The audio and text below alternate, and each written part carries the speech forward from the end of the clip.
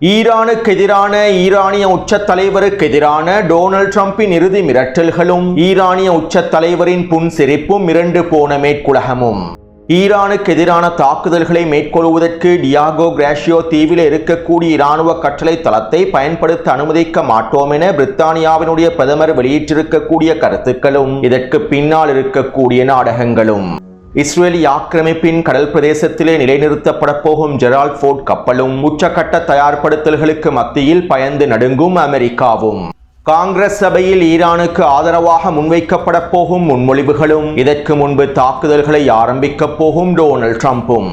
காசா தொடர்பான Donald ட்ரம்பினுடைய piece council மாநாடும் இந்த மாநாட்டிலே எடுக்கப்பட்டிருக்கக்கூடிய முடிவுகளும் ஹமாஸுக்கு இறுதி எச்சரிக்கைகளை வழங்கியிருக்கக்கூடிய டொனால்ட் ட்ரம்பும் இன்னும் 2 மாதத்தில் காசாவில் ஆரம்பிக்கப்பட போகும் அடுத்த கட்ட போரும்.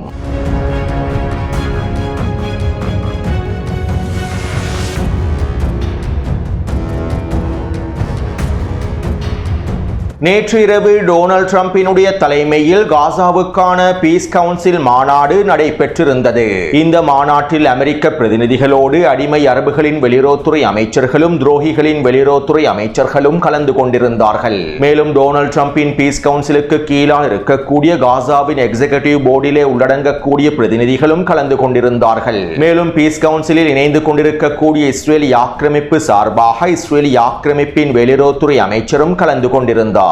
அதாவது காசாவிலே அமைதியை நிலைநாட்டாமல் பலஸ்தீனிய மக்களுக்கு எதிராக இனப்படுகொலை தாக்குதல்களை மேற்கொள்ளக்கூடிய இந்த இனப்படுகொலை தாக்குதல்களுக்கு முழுமையான ஆதரவை வழங்கக்கூடிய அனைத்து நபர்களும் பிரதிநிதிகளும் இந்த பீஸ் கவுன்சில் மாநாட்டில் கலந்து கொண்டிருந்தார்கள். இவ்வாறு பலஸ்தீனிய மக்களின் இனப்படுகொலைகளுக்கு காரணமாக இருக்கக்கூடிய அனைவரையும் உள்ளடக்கி இருக்கக்கூடிய இந்த பீஸ் கவுன்சில் மாநாடு இனப்படுகொலை மாநாடு என்று அழைக்கப்பட வேண்டும். உண்மையில் இது காசாவுக்கான பீஸ் கவுன்சில் அல்ல, இது பலஸ்தீனிய மக்களை இனப்படுகொலை செய்யக்கூடிய இனப்படுகொலை கவுன்சில் ஆகும். அத்தோடு டொனால்ட் ட்ரம்பினுடைய தலைமையில் நடைபெற்ற குறித்த பீஸ் கவுன்சில் மாநாட்டிலே காசாவில் சர்வதேச படைகளை களமிறக்குவது தொடர்பான முடிவுகள் எடுக்கப்பட்டிருந்தன. இதற்கமைவாக காசாவில் 20,000 சர்வதேச படைகள் சிப்பாய்கள் களமிறக்கப்படுவார்கள் என்றும் இந்தோனேஷியா, மொரோக்கோ, கசகஸ்தான், கொசோவா மற்றும் அல்பேனியா ஆகிய 5 நாடுகளும் இந்த சர்வதேச படைக்கு தேவையான துருப்புக்களை அனுப்பி வைப்பதாக தெரிவிக்கப்படுகின்றது. மேலும் இந்தோனேஷியா 8,000 துருப்புக்களை காசாவின் சர்வதேச படையில் இணைத்துக் கொள்வதாக பூர்வமாக அறிவித்துள்ளது. இதிலிருந்து இந்தோனேஷியா பின்வாங்கவில்லை. மேலும் காசாவிலே சர்வதேச படைகளை களமிறக்குவதற்கான நோக்கம் காசாவின் ஸ்திரத்தன்மையை பேணுவதும் பலஸ்தீனிய மக்களுடைய உரிமைகளை பாதுகாப்பதும் என பீஸ் கவுன்சில் மாநாட்டில் தெரிவிக்கப்பட்டிருந்தது. இந்த வருடத்திற்கான மிகச்சிறந்த பொய்களில் இவற்றையும் உள்ளடக்கலாம். காசாவில் களமிறக்கப்பட போகும் 20,000க்கும் அதிகமான சர்வதேச படைகள் காசாவில் உள்ள பலஸ்தீனிய போராளிகளை நிராயுத பாணியாக்குவதற்காகவே களமிறக்கப்பட போகின்றன. இந்த சர்வதேச படைகளுடைய முக்கியமான நோக்கமே பலஸ்தீனிய போராளிகளை நிராயுத பாணியாக்கிவிட்டு காசாவினுடைய நிர்வாகத்தை முழுமையாக கட்டுப்படுத்துவதாகும். மேலும் இதற்கமைவாகவே சர்வதேச படையானது வடிவமைக்கப்பட்டுள்ளது. அடுத்து காசாவிலே அமெரிக்க இராணுவ கட்டளை தளம் அமைக்கப்பட போவதாகவும் வடக்கு காசாவினுடைய வடகிழக்கு பிரதேசத்தினை தெரிவு செய்து இந்த மிகப்பெரிய இராணுவ கட்டளை தளத்தை அமைக்கப் போவதாகவும் கிட்டத்தட்ட 5,000 அமெரிக்க சிப்பாய்களை குறித்த அமெரிக்க இராணுவ கட்டளை தளத்தில் களமிறக்கப் போவதாகவும் காசாவுக்கான பீஸ் கவுன்சிலுக்கு கீழாலேயே குறித்த இராணுவ கட்டளை தளமானது வழிநடத்தப்படும் என்றும் சர்வதேச ஊடகங்களும் அல் ஜசீரா ஊடகம் உட்பட ஏனைய அடிமை அரபு ஊடகங்களும் செய்திகளாக வெளியிட்டுள்ளன. காசாவிலே அமெரிக்கா மிகப்பெரிய இராணுவ கட்டளை தளத்தை அமைக்கப் போகின்றது. அமெரிக்க துருப்புக்களை காசாவில் களமிறக்கப் போகின்றது. இதற்கான வேலை திட்டங்கள் மும்முரமாக நடைபெற்று வருகின்றன. டொனால்ட் ட்ரம்பினுடைய யுத்த நிறுத்த ஒப்பந்தத்திற்கு அமைவாகவே இந்த வேலை திட்டங்கள் தீர்மானிக்கப்பட்டுள்ளன. அடிமை அரபு நாடுகள் மற்றும் அடிமை மத்தியஸ்தர்களும் இதற்கான முழுமையான அனுமதியை வழங்கியுள்ளார்கள் என பல ஆதாரங்களை குறிப்பிட்டு கடந்த 4 மாதங்களுக்கு முன்பே நான் காணொளிகளில் தெளிவாக குறிப்பிட்டிருந்தேன். காசாவில் அமெரிக்கா ஒரு மிகப்பெரிய இராணுவ கட்டளை தளத்தினை எவ்வாறு அமைக்கப் போகின்றது என்பது தொடர்பாக 4 மாதங்களுக்கு முன்பே குறிப்பிட்டிருந்தேன். இதனால் என்னுடைய காணொளிகளை தொடர்ச்சியாக பார்வையிடுபவர்களுக்கு இந்த செய்தி ஒன்றும் புதிதாக இருக்காது. அதே நேரம் காசாவிலே அமெரிக்கா மிகப்பெரிய இராணுவ கட்டளை தளத்தை அமைக்கப் போகின்றது என்கின்ற தகவல்கள் 4 மாதங்களுக்கு முன்பே வெளியாகி இருந்தன.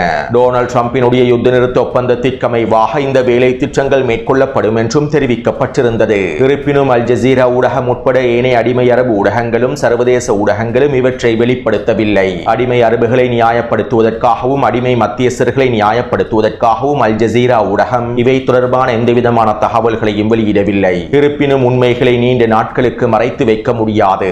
இதனாலேயே தற்போது அல் ஜசீரா ஊடகம் உட்பட ஏனைய அடிமை அரபு ஊடகங்களும் இந்த தகவல்களை ஆவணங்களை வெளியிட்டுள்ளார்கள். மேலும் அடிமை அரபுகள் மற்றும் துருக்கிய துரோகிகள் ஒன்றிணைந்து ஹமாஸின் முதுகில் குத்தி டொனால்ட் ட்ரம்பினுடைய ஒப்பந்தத்திற்கு சம்மதிக்க வைத்ததன் விளைவாகவே இவ்வாறான நிலைமைகள் ஏற்பட்டுள்ளது என்பதனையும் இந்த தகவல்களின் மூலமாக உறுதிப்படுத்தலாம். அத்தோடு இந்த தகவல்களை அல் ஜசீரா ஊடகமும் ஏனைய அடிமை அரபு ஊடகங்களும் டொனால்ட் ட்ரம்பினுடைய ஒப்பந்தம் நடைபெறும் காலப்பகுதியிலேயே வெளிப்படுத்தி இருந்தால் குறித்த ஒப்பந்தத்தினுடைய பாதிப்புகள் தொடர்பான பூர்ண தெளிவை சர்வதேச முஸ்லிம் சமூகம் பெற்றிருக்கும். மேலும் குறித்த ஒப்பந்தமானது பலஸ்தீனிய மக்களுக்கு எவ்வளவு மிகப்பெரிய துரோகம் என்பதனையும் புரிந்திருப்பார்கள். இருப்பினும் சர்வதேச முஸ்லிம் சமூகத்தை திசை திருப்புவதற்காகவும் அடிமை அரபு தலைவர்களை காப்பாற்றுவதற்காகவும் நியாயப்படுத்துவதற்காகவுமே இந்த உண்மைகளை முழுமையாக மூடி மறைத்திருந்தன.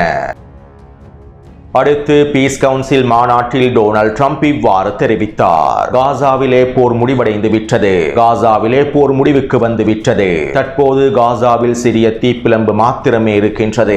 ஹமாஸினுடைய சிறிய தீப்பிழம்பு மாத்திரமே எஞ்சியுள்ளது.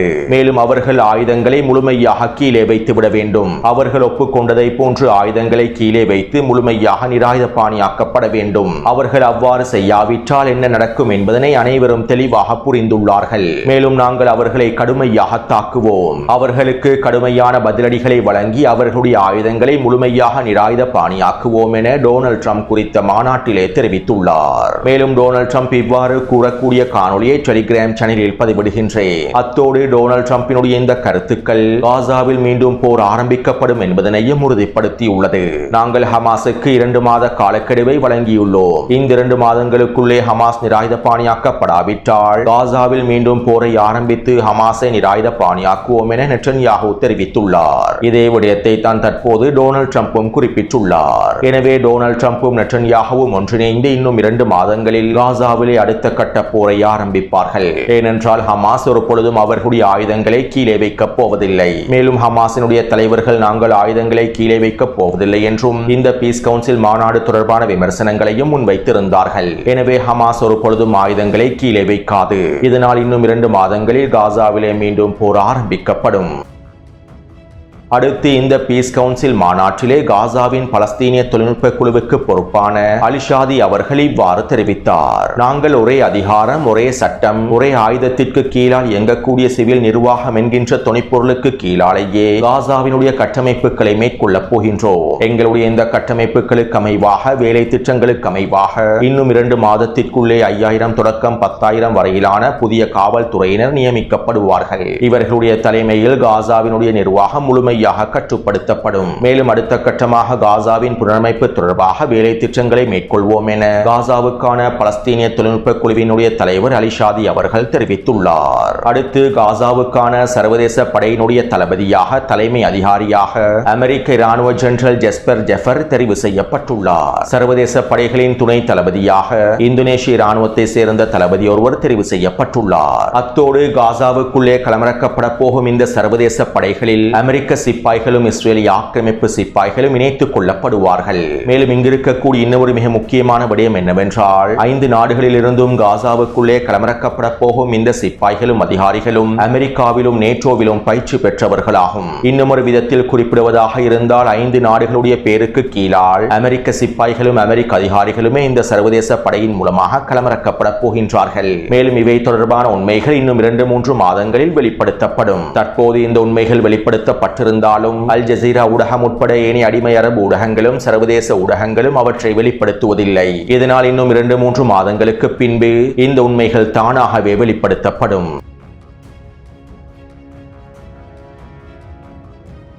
பீஸ் கவுன்சில் மாநாட்டில் டொனால்ட் ட்ரம்ப் ஈரான் தொடர்பாக இவ்வாறு தெரிவித்தார். தற்போது நாங்கள் ஒரு படி மேலே செல்லக்கூடிய நேரம் வந்துவிட்டது.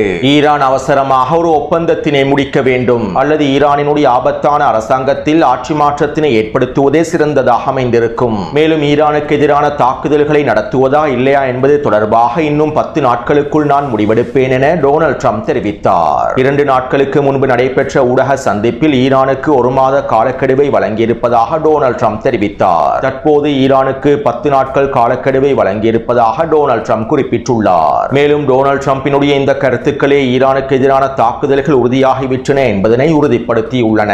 மேலும் இந்த கருத்துக்கள் ஈரானை திசை திருப்புவதற்காக வெளிப்படுத்தப்படக்கூடிய கருத்துக்களாகும். அதே நேரம் இன்னும் 48 மணித்தியாலங்களுக்குள் ஈரானுக்கு எதிரான தாக்குதல்களை ஆரம்பிப்பதற்காகவே டொனால்ட் ட்ரம்பினுடைய நிர்வாகமும் அமெரிக்க இராணுவமும் எல்லாவிதமான வேலை திட்டங்களையும் மேற்கொண்டு வருகின்றன. அடுத்து அமெரிக்க காங்கிரஸ் பிரதிநிதிகளான தோமஸ் மெஸ்ஸியும் ரே கஹனாவும் ஒன்றிணைந்து அடுத்த வார ஆரம்பத்தில் காங்கிரஸ் சபையில் அவசர முன்மொழிவு ஒன்றை முன்வைக்கப் போகின்றார்கள். ஈரானுக்கு எதிரான தாக்குதல்களை ஆரம்பிப்பதற்கு டொனால்ட் ட்ரம்ப் காங்கிரஸ் சபையினுடைய அனுமதியை பெற்றுக் கொள்ள வேண்டும் என்றும், காங்கிரஸ் சபையினுடைய அனுமதி இல்லாமல் ஈரானுக்கு எதிரான தாக்குதல்களை டொனால்ட் ட்ரம்ப் ஆரம்பிக்க கூடாது என்றுமே தோமஸ் மெஸ்ஸி குறித்த முன்மொழிவுகளை காங்கிரஸ் சபையில் முன்வைக்கப் போகின்றார். அடுத்த திங்கட்கிழமையே குறித்த முன்மொழிவானது காங்கிரஸ் சபையில் முன்வைக்கப்பட போகின்றது. மேலும் வெனிசுவேலாவுக்கு எதிரான தாக்குதல்கள் ஆரம்பிக்கப்படுவதற்கு முன்பும் தோமஸ் மெஸ்ஸி இவ்வாறான முன்மொழிவுகளை முன்வைத்திருந்தார். மேலும் குறித்த முன்மொழிவானது காங்கிரஸ் சபையில் தோற்கடிக்கப்பட்டிருந்தது. எனவே இதே போன்றே ஈரானுக்கு சார்பான குறித்த முன்மொழிவுகளும் காங்கிரஸ் சபையில் தோற்கடிக்கப்படும் என்றும், இந்த முன்மொழிவுகள் முன்வைக்கப்படுவதற்கு முன்பே டொனால்ட் ட்ரம்ப் ஈரானுக்கு எதிரான தாக்குதல்களை ஆரம்பித்து விடுவார் என்றும் அமெரிக்க ஆய்வாளர்கள் குறிப்பிட்டுள்ளார்கள்.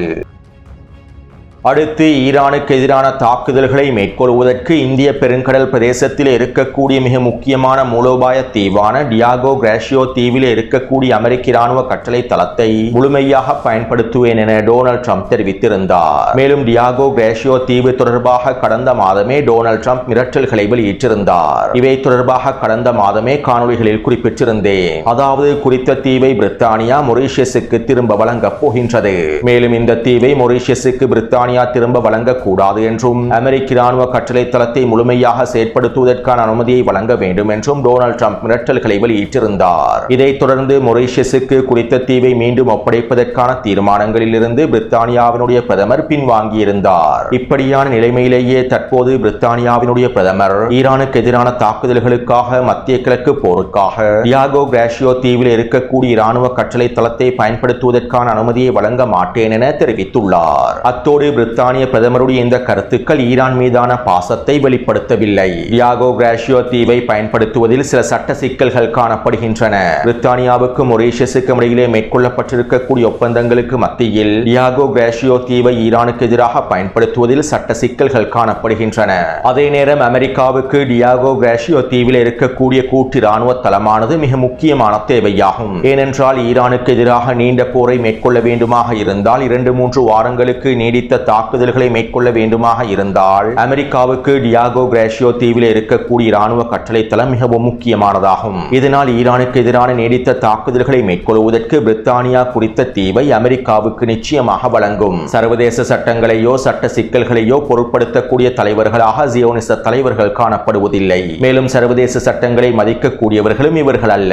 இதனால் டியாகோ கிராஷியோ தீவு தொடர்பாக பிரித்தானிய பிரதமர் வெளியிட்டிருக்கக்கூடிய கருத்துக்கள் ஒரு கூட்டு நாடகமாகவே அமைந்திருக்கும். என்னை பொறுத்தவரையில் ஈரானை திசை திருப்புவதற்காக இவர்கள் மேற்கொண்டிருக்கக்கூடிய கூட்டு நாடகமே இதுவாகும். மேலும் ஈரானுக்கு எதிரான தாக்குதல்களை மேற்கொள்வதற்கு பிரித்தானியா டியாகோ கிராஷியோ தீவை அமெரிக்காவுக்கு முழுமையாக வழங்கும். அதே நேரம் ஈரானுக்கு குறித்த தீவில் இருக்கக்கூடிய அமெரிக்க மற்றும் பிரித்தானிய இராணுவ கட்டளை தளங்கள் ஒரு இலகுவான இலக்காகவே மாறிவிடும். டியாகோ கிராஷியோ தீவில் இருக்கக்கூடிய கட்டளை தளங்களை தரைமட்டமாக்குவதற்கான எல்லாவிதமான திறன்களும் ஈரானிடம் காணப்படுகின்றன. அடுத்து நேற்றிரவு அமெரிக்கா மேலதிக விமானப்படைகளையும் மத்திய கிழக்கை நோக்கி நகர்த்தியுள்ளது. நேற்றிரவு மாத்திரம் கிட்டத்தட்ட 30க்கும் அதிகமான போர் விமானங்களும் மின்னணு விமானங்களும் உளவு விமானங்களும் மத்திய கிழக்கை நோக்கி நகர்த்தப்பட்டுள்ளன. ஈரானுக்கு எதிரான போரானது அமெரிக்காவுக்கு கடுமையான விளைவுகளை ஏற்படுத்தும் என்பதனையும், இது ஒரு சாதாரண போராக அமைந்திருக்காது என்பதனையும் அமெரிக்கா தெளிவாக புரிந்து வைத்துள்ளது. மேலும் அமெரிக்காவினுடைய இந்த தயார்படுத்தல்கள் அமெரிக்காவினுடைய பயத்தையும் அச்சத்தையும் வெளிப்படுத்துகின்றது. அமெரிக்காவினுடைய பலவீனத்தையும் உறுதிப்படுத்துகின்றது. அத்தோடு அமெரிக்காவின் மிகப்பெரிய கடற்படையை கொண்டிருக்கக்கூடிய USS ஜெரால்ட் ஃபோர்ட் போர்க்கப்பலானது இஸ்ரேலிய ஆக்கிரமிப்பின் கடல் பிரதேசத்திலே நிலைநிறுத்தப்படும் என அமெரிக்க அதிகாரி ஒருவர் தெரிவித்துள்ளார். ஏவுகணை தாக்குதல்களில் இருந்து இஸ்ரேலிய ஆக்கிரமிப்பை பாதுகாப்பதற்காகவே குறித்த போர்க்கப்பலும் கடற்படைகளும் மத்திய தரைக்கடலின் கிழக்கு பிரதேசமான இஸ்ரேலிய ஆக்கிரமிப்பு கடல் பிரதேசத்தில் நிலைநிறுத்தப்படும் என தெரிவிக்கப்படுகின்றது. மேலும் தற்போது குறித்த போர்க்கப்பல் வேகமாக நகர்வதனால் இன்னும் 24 மணித்தியாலங்களுக்குள் இஸ்ரேலிய ஆக்கிரமிப்பை அடைந்துவிடும் என்றும் தெரிவிக்கப்படுகின்றது.